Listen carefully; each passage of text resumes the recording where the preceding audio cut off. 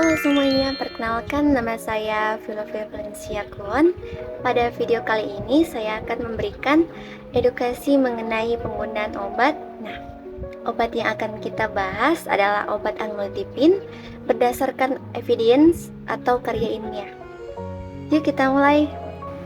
Jadi, obat amlodipin ini termasuk golongan kalsium channel blocker atau bisa dibilang penghambat saluran kalsium. Nah, indikasi obat amlodipin ini digunakan untuk mengatasi tekanan darah tinggi atau hipertensi. Obat ini juga digunakan untuk mengurangi nyeri dada akibat angina dengan membantu melancarkan aliran darah kita. Begitupun cara penggunaan yang benar untuk obat amlodipin ini. Diminum 1 kali sehari, pagi atau malam sesuai anjuran dokter. Juga sebaiknya pada jam yang sama setiap hari agar kadar obat dalam tubuh tetap stabil. Obat dapat diminum sebelum atau sesudah makan dan ditelan dengan air putih. Sekarang kita masuk ke efek samping dari obat ini.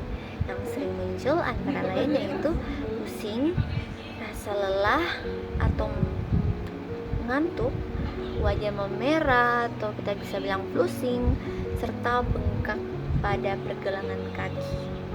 Biasanya efek yang saya bilang tadi bersifat ringan. Nah, bila efek sampingnya sangat mengganggu atau muncul sesak nafas serta reaksi alergi, segera hubungi tenaga kesehatan terdekat. Hal yang perlu kita perhatikan terhadap pasien, meskipun tekanan darah sudah normal, obat tetap harus diminum sesuai anjuran dokter dan jangan menghentikan penggunaan secara tiba-tiba. Pasien begitupun teman-teman yang punya hipertensi atau tekanan darah tinggi juga dianjurkan untuk rutin memeriksa tekanan darah serta menerapkan pola hidup sehat seperti mengurangi konsumsi garam, kelola stres dengan baik, rutin berolahraga, waspada interaksi obat pada makanan, tidak merokok, hindari minuman yang beralkohol, istirahat dan tidur yang cukup. Mitos atau kesalahan yang sering terjadi atau yang sering kita dengar, masih banyak yang mengira obat hipertensi hanya diminum ketika tekanan darah sedang tinggi. Padahal sebagian besar pasien hipertensi, obat harus diminum secara rutin sesuai anjuran dari resep dokter untuk menjaga tekanan darah tetap terkontrol. Nah, saya juga sering dengar obat darah tinggi kalau diminum terus-menerus bisa merusak ginjal. Untuk hal itu adalah mitos. Malah kebalikannya teman-teman, justru tekanan darah tinggi yang tidak terkontrol akan merusak pembuluh darah kecil di ginjal dan menyebabkan gagal ginjal.